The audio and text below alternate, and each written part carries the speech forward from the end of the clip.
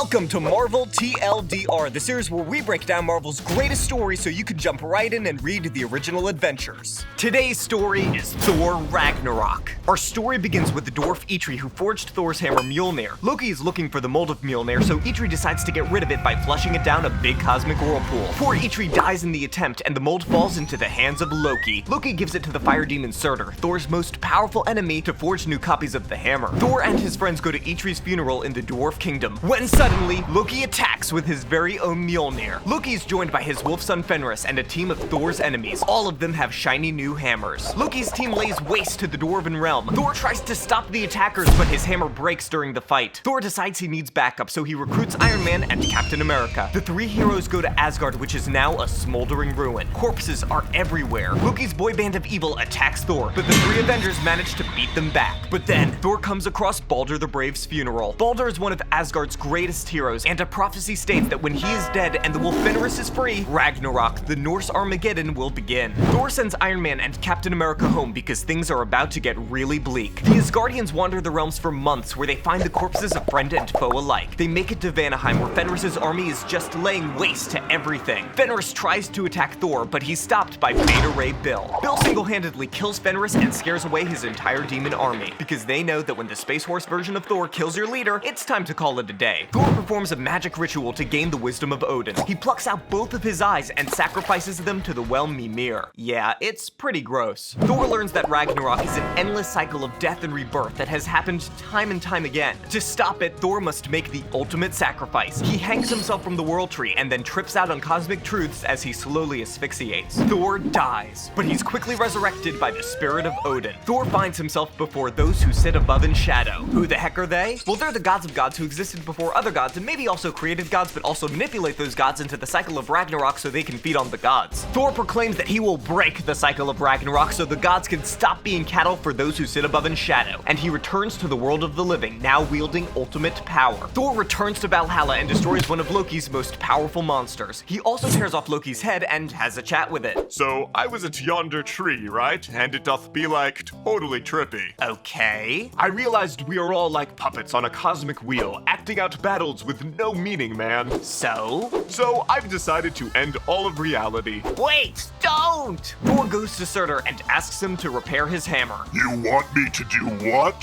Fix mine hammer, thou hast the mold. Why would I do that?